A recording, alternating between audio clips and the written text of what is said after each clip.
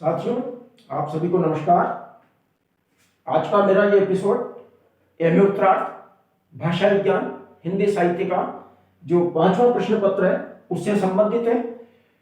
भाषा विज्ञान का आज का ये मेरा बहुत महत्वपूर्ण बिंदु है। आशा करता हूं कि आप इस एपिसोड को बहुत ध्यान से देखेंगे, क्योंकि ये जो आज का मेरा जो बिंदु है, ये जो मैंने विषय लिया है वो भाषा विज्ञान से संबंधित ध्वनि नियम से संबंधित है। और आप जानते हैं कि जो परीक्षा का प्रश्न पत्र होता है उसमें ध्वनि नियम से संबंधित जो प्रश्न होता है वो अनिवार्य रूप से आता है। तो पहली चीज हम अति संक्षेप में जानने का प्रयास करेंगे कि देखिए ध्वनि नियम क्या होते हैं। तो देखिए ध्वनि नियम की वैसे बहुत सारी परिभाषाएं विभिन्न विद्वानों ने अपने अपने हिसाब से दी है, किंतु मोटे रूप से हम समझने के लिए सिर्फ यह जान सकते हैं कि कोई भी जब ध्वनि होती है हम देखते हैं कि समय के अनुसार उसमें क्या होता है, उच्चारण में या उसके स्वरूप में परिवर्तन होता रहता है। आज के 100 साल पहले, 200 साल पहले, 500 साल पहले या 1000 साल पहले उसका जो स्वरूप था, उसके स्वरूप में कुछ समय के अंतराल में, कुछ समय के बाद हमारे को उच्चारण में, उसके लेखन स्वरूप में, उसके लिपिबद्ध रूप में, सारी चीजों में क्या होता है, कुछ न कुछ अंतर देखने को मिलता है। और वो अंतर देखने के बाद क्या होता है कि जैसे कोई ध्वनि पहले किस रूप में थी, 1500 साल के बाद उसका दूसरा रूप हो गया, और फिर हम देखते हैं कि वापस वो घूम फिर करके वो ध्वनि क्या होती है, अपने ही उस पुनः पुराने वाले रूप की ओर भी अग्रसर हो जाती है। तो कई बार हम देखते हैं कि ध्वनियों के अंदर किस तरीके से परिवर्तन हुआ, वापस वो अपने पुराने रूप में आ गई, पुराने रूप से वापस नए रूप में आ गई। तो कहने का मतलब क्या है कि समय के अनुसार ध्वनियों में जो परिवर्तन होते हैं, उन परिवर्तनों के आधार पर विद्वानों ने, भाषा वैज्ञानिकों ने विश्लेषण किए और विश्लेषण करके ये निष्कर्ष निकाले कि किस प्रकार से हमारे जो विभिन्न भाषा परिवार थे, उन भाषा परिवारों की जो ध्वनियां थी वो एक भाषा परिवार से जब दूसरे भाषा परिवार में गई या वापस वो किसी अन्य भाषा परिवार में आई, तो किस तरीके से उनके जो परिवर्तन थे वो होते गए और उनके रूप निर्धारित होते गए। तो उसकी एक प्रक्रिया क्या है, निश्चित है। तो ऐसी निश्चित प्रक्रिया के आधार पर जब हम ध्वनियों का अध्ययन करते हैं तो उससे ध्वनियों के कुछ नियम हमारे सामने आए। उन्हीं को भाषा विज्ञान में क्या कहा गया, उन्हीं को भाषा विज्ञान में ध्वनि नियम कहा गया। देखिए आप, कहने का मतलब यह हुआ कि कोई ध्वनि पहले किस रूप में थी, एक भाषा परिवार में किस रूप में थी, जब दूसरे भाषा परिवार के अंतर्गत हो गई तो उसका क्या रूप हो गया, किस प्रकार से उसका परिवर्तन हुआ, किस प्रकार से उसका रूप बदला और क्या उसका नया रूप सामने आया। तो हम उसका जब कंपैरिजन करते हैं तो एक भाषा से दूसरी भाषा में उसका आसानी से अर्थ ग्रहण किया जा सकता है। तो ऐसी जो सारी प्रक्रियाएं थी वो हमारी इस संदर्भ में मानी जाती है। इस प्रकार के विद्वानों ने बहुत सारे अध्ययन विश्लेषण किए, लेकिन मोटे तौर पर भाषा विज्ञान में 3-4 नाम विद्वानों के और 3-4 जो ध्वनि नियम है वो बहुत ज्यादा चर्चित है। केवल इस एपिसोड के अंदर मैं आपको केवल सबसे पहले उनके नाम बताता हूं। देखिए आप, सबसे पहले ग्रिम यानी याकोबी ग्रिम, जो भाषा विज्ञान के बहुत बड़े विद्वान थे, उन्होंने 2 प्रकार से वर्ण परिवर्तन या ध्वनि परिवर्तन की व्याख्या उन्होंने की थी। तो उसको हम जो है ग्रिम नियम के नाम से जानते हैं। याकोबी ग्रिम, इन्होंने 2 प्रकार से किया था, प्रथम वर्ण परिवर्तन और द्वितीय वर्ण परिवर्तन। इसी प्रकार से दूसरे विद्वान हुए ग्रासमान, तो इनका जो नियम है उसको ग्रासमान के ध्वनि नियम के नाम से जानते हैं। ग्रिम के नियम को हम ग्रिम नियम के नाम से जानते हैं। इसी प्रकार से तीसरे महत्वपूर्ण विद्वान कौन रहे, उनका नाम था वर्नर। वर्नर ने भी इस प्रकार से अपने ध्वनि परिवर्तन के नियमों की व्याख्या की कि किस तरीके से एक भाषा परिवार से एक काल में भाषाओं का क्या रूप था, दूसरे परिवार में जब वो गई तो उनका क्या रूप हो गया, या भूतकाल के बाद में आने वाला जो समय था उनमें किस प्रकार से उनमें परिवर्तन हुए। तो इसी प्रकार से वर्नर ने भी इस प्रकार की व्याख्या की। तो एक जो तीसरा नियम हमारा सबसे महत्वपूर्ण रहा वो वर्नर का रहा। इसी प्रकार से इन सारे अध्ययन नियमों आदि का अध्ययन करते हुए कुछ विद्वानों ने स्वतंत्र रूप से भी क्या किया, अपनी भाषा और ध्वनियों का विश्लेषण करने का प्रयास किया, उनके नियमों की व्याख्या की। तो उसको अपन सादृश्य के रूप में जानते हैं, यानी कि समानता के आधार पर हम देखते हैं कि जैसे कोई शब्द बोलते हैं तो बोलने के साथ साथ उसके साथ उसी उच्चारण के लहजे में दूसरा शब्द या दूसरी ध्वनि भी हमारी जो चर्चित हो जाती है। जैसे उदाहरण के चाय बाय, अब ये बाय क्या है, कुछ नहीं है, लेकिन इस प्रकार का उच्चरित हो गया। सादृश्य के आधार पर यानी समानता के आधार पर भी हम क्या करते हैं कि ध्वनि में परिवर्तन किस प्रकार से होते रहे हैं। तो ऐसी जो स्थितियां हैं वो हमें देखने को मिलती है।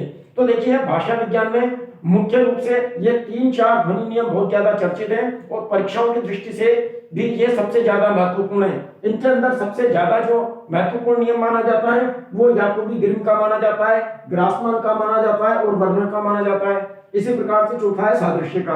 तो देखिए ग्रिम जो कि जर्मन विद्वान थे और किस तरीके से उन्होंने भारत जर्मन जो भाषा परिवार था उसकी ध्वनियों का अध्ययन किया और इधर भारतीय परिवार की भाषाओं का ध्वनियों का उन्होंने अध्ययन किया और उस अध्ययन के आधार पर अपने कुछ निष्कर्ष उन्होंने निकाले। तो उन निष्कर्षों के आधार पर उन्होंने इस नियम की व्याख्या जो ग्रिम थे उन्होंने क्या किया है, दो भागों में किए, प्रथम वर्ण परिवर्तन और द्वितीय वर्ण परिवर्तन। तो ये दोनों की प्रक्रिया बहुत लंबी है। सबसे पहले मैं आज इस एपिसोड में आपको अत्यंत संक्षेप के अंदर यह बताऊंगा कि जो ग्रिम थे उन्होंने कौन सी ध्वनियों को किस प्रकार से माना और उनका क्या नियम है। देखिए आप बाद में इसकी आलोचना समीक्षा वो एक अलग चीज है।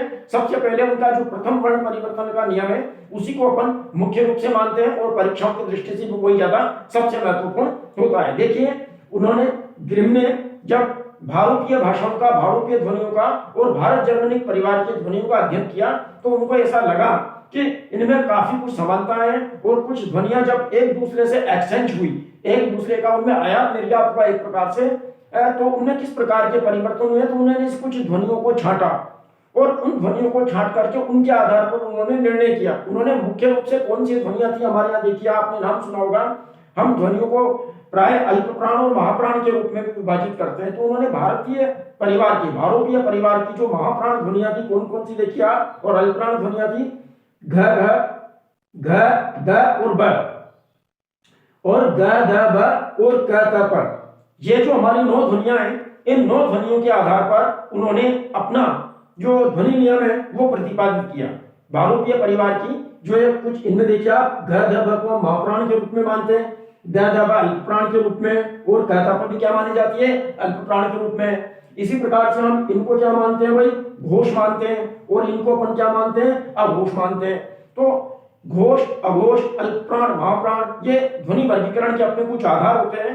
तो उन आधारों को लेकर के और ग्रिम ने क्या किया, इन ध्वनियों के बारे में अपने विचार व्यक्त किए, अपने नियम का उन्होंने प्रतिपादन किया। उन्होंने क्या कहा किया कि एक प्रकार से दोनों जो भाषा परिवार थे, भारतीय परिवार और भारत जर्मनिक परिवार, उनकी उन्होंने एक प्रकार से कंपैरिजन की, तुलना की, और तुलना करके क्या निष्कर्ष निकाला उन्होंने कि भारतीय परिवार की कौन सी, एक बार फिर ध्यान से सुनेंगे आप, भारतीय परिवार की घोष महाप्राण ध्वनियां। घोष यानी कि घोष और घोष आप जानते होंगे, अभी मैं बताऊंगा विस्तार से। अभी संक्षेप में इतना सा बता देता हूं कि हमारे यहाँ ध्वनियों को हमने 2 भागों में बांटा है। घोष ध्वनियां वो होती है जिनके उच्चारण में स्वर तंतुओं में कुछ कंपन होता है, और अघोष वो होती है जिनके उच्चारण में स्वर तंतुओं के अंदर कंपन नहीं होता है, उनको अपन मानते हैं।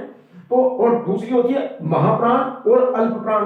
महाप्राण ध्वनियां क्या होती है, वो ध्वनियां होती है जिनका उच्चारण करने में हमारे को थोड़ा सा श्वास भारीपन रूप से निकलती है, और अल्प प्राण वो होती है जिनके उच्चारण में श्वास क्या होती है, थोड़ी हल्की होती है, यानी कुछ भारी ध्वनियां होती है, जैसे घ ध भ, है ना, घ और भ, ये कौन सी हमारी भारी ध्वनियां है एक प्रकार से। तो इसी प्रकार से जैसे ख है, आप देखिए क का उच्चारण करते हैं तो कम जोर लगाना पड़ता है, ख का उच्चारण करते हैं तो ज्यादा जोर लगाना पड़ता है। तो जिनमें हमारी जो प्राण वायु है वो कम खर्च होती है, क क प म इस टाइप की, इनको अपन अल्प प्राण मानते हैं। घ ध भ इस टाइप की जो भारी ध्वनियां हैं, ख, इनमें क्या होती है, हमारी जो प्राण वायु है वो ज्यादा लगती है, थोड़ा भारीपन होता है, इसीलिए हमने क्या कहा है, महाप्राण कहा है। तो इस प्रकार का जो वर्गीकरण आगे हम और क्लियर करेंगे कभी। अभी फिलहाल हमारे को केवल इस सिद्धांत की जानकारी का जो आधार है, जो तत्व है, उसको अपने को याद रखना है। क्या कहते हैं, देखिए आप ग्रिम ने क्या कहा, उन्होंने 9 ध्वनियों का आधार माना, कौन कौन सी को, घ घ भ, बहुत सीधा है, एक ही बार में भी आपको याद हो जाएगा। देखिए आप इसको थोड़ा सा ध्यान से देखेंगे तो मैंने इस पे लिख रखा है यहाँ पे, और इसको शॉर्ट रूप में समझाऊंगा आपको कि घ घ भ, ग ध भ और क त प। अब ये 9 हमारे को एक साथ याद नहीं रह पाएंगे, इसलिए आपको सिर्फ क्या करना है, केवल घ ध भ को याद रख लीजिए आप। ये 3 ध्वनियां हैं, यानी कि ये कौन सी ध्वनियां है हमारी, जो है घोष महाप्राण ध्वनियां हैं, घ ध भ। अब इनका परिवर्तन किस प्रकार से हुआ है, वही परिवर्तन क्या कहलाता है, हमारा ग्रिम नियम है। इसको यहां समझिए आप। देखिए आप क्या कहते हैं ग्रिम, कि हमारी जो मूल भारोपीय ध्वनियां थी, ये मूल भारोपीय ध्वनियां कौन कौन सी, घ ध और भ, है ना। तो इन ध्वनियों का परिवर्तन भारत जर्मनिक परिवार में, यानी भारतीय परिवार की ये तीनों ध्वनियां भारत जर्मनिक परिवार में क्या हो गई, यहाँ क्या है, ये घोष महाप्राण है और यहाँ पर ये घोष अल्प प्राण हो गई। घोष तो है ही है, ठीक है, तो ये क्या हो गई, महाप्राण से अल्प प्राण हो गई, यानी कि जहां इनका भारीपन उच्चारण था वो यहां आकर के क्या हो गया, हल्का उच्चारण हो गया। कैसे हो गया, देखिए, घ नामक जो ध्वनि थी वो ग में तब्दील हो गई। तो घ और ग दोनों का उच्चारण करते हैं हम, तो दोनों में क्या होता है, अंतर है, ये भारी है, ये हल्का है। तो घ, ग और भ नामक जो ध्वनियां थी हमारी वो ग, द और ब में परिवर्तित हो गई, यानी घ तो काय में हो गया ग में, द काय में हो गया द में रह गया, और भ जो है ब में परिवर्तन हो गया। तो यानी कि घोष महाप्राण ध्वनियां काय में हो गई, घोष अल्प प्राण में हो गई, पहला नियम। फिर अब ये परिवर्तन, ये ध्वनियां हमारे यहां भी चलती है, ग द ब भारूपीय परिवार में भी है। तो भारूपीय परिवार में ये ग द ब की जो प्रक्रिया है वो भारत जर्मनिक परिवार में काय की हो गई, वो क त प में परिवर्तित हो गई। यानी कि यहाँ पर ये घोष अल्प प्राण थी ना, हमारी जो घोष अल्प प्राण है वो अघोष अल्प प्राण में परिवर्तित हो गई, अर्थात ग द ब काय में परिवर्तित हो गए, क त में परिवर्तित हो गए। यानी ग तो काय में बदल गया क में, द काय में बदल गया त में, और ब काय में बदल गया प में बदल गया, ठीक है। उसके बाद देखिए तीसरी, अब ये क त प क्या हुआ भाई, तो ये क त प पुनः क्या हो गए, ये अघोष महाप्राण बन गए। यानी कि अघोष अल्प प्राण थी ना, तो अघोष अल्प प्राण क्या हो गई, अघोष महाप्राण में बदल गई। यानी क काय में बदल गया, ख में बदल गया, त काय में बदल गया, थ में बदल गया, और प काय में बदल गया, फ में बदल गया। तो कहने का मतलब ग्रिम का क्या नियम रहा अपना, सबसे महत्वपूर्ण अत्यंत संक्षेप में, कि हमारी जो घोष महाप्राण ध्वनियां थी वो भारत जर्मनिक में घोष अल्प प्राण हो गई, भारतीय परिवार की घोष अल्प प्राण क्या हो गई, यहाँ पर अघोष अल्प प्राण हो गई, और यहाँ की अघोष अल्प प्राण पुनः क्या हो गई, अघोष महाप्राण में परिवर्तित हो गई। इसी को अपन क्या कहते हैं, ग्रिम का जो नियम है प्रथम वर्ण परिवर्तन वाला, उसको अपन मानते हैं। तो सिर्फ अपने को क्या याद रखना है, घ ध ब के बारे में अपने को थोड़ा सा ध्यान रखना है। घ द और ब काय में बदल गए हमारे, ग द और ब में, यानी द तो अपनी जगह रह गया, इसमें कोई परिवर्तन नहीं है, ठीक है ना। तो घ ध ब, तो ग ध ब होगा, घ का तो ग हो गया, द का द रह गया, भ का ब हो गया। उसके बाद इधर से ले लो इनको, घ ध ब, तो घ ध ब काय में हो गए, क त प में हो गए, और क त प ख थ प के अंतर्गत हो गए। इसको अपन ग्रिम के नियम के नाम से जानते हैं। तो ग्रिम का ये हमारा प्रथम वर्ण परिवर्तन था, वो उनका मूलाधार यही है। तो इस प्रकार से हम देखेंगे, इसी प्रकार से हम देखें इनका जो दूसरा वर्ण परिवर्तन था वो किस रूप में हुआ, कैसे हुआ। इसी प्रकार से ग्रासमान ने दूसरा नियम बताया, वर्णन ने अलग नियम बताया, और सादृश्य के नियम के बारे में चर्चा करेंगे। तो मित्रों, आपको केवल आज ये ग्रिम नियम याद रखना है। मैं एक एक संक्षेप इसलिए बता रहा हूँ ताकि आपको मेमोरी में स्पष्ट हो जाए, याददाश्त में मजबूत हो जाए, और हम किस तरीके से इसको याद रख सकते हैं। तो अत्यंत संक्षेप में आपको याद रखना है कि ग्रिम का जो नियम है, ध्वनि नियम, बहुत महत्वपूर्ण है, और इन्होंने ही सबसे पहले ग्रिम ध्वनि नियमों की खोज की, और अपनी भावना को इन्होंने इस प्रकार से व्यक्त किया, और ये बताया कि भारतीय परिवार की घोष महाप्राण ध्वनियां भारत जर्मनिक में घोष अल्प प्राण हो गई, और भारतीय परिवार की घोष अल्प प्राण ध्वनियां भारत जर्मनिक परिवार में अघोष अल्प प्राण हो गई, और भारतीय परिवार की अघोष अल्प प्राण ध्वनियां पुनः भारत जर्मन परिवार में जाकर के अघोष महाप्राण में तब्दील हो गई। आशा है आपको मेरा एपिसोड पसंद आया होगा। आप इसको एक बार पुनः ध्यान से देखेंगे, परीक्षा की दृष्टि से सबसे महत्वपूर्ण है। धन्यवाद। जय हिंद, जय भारत।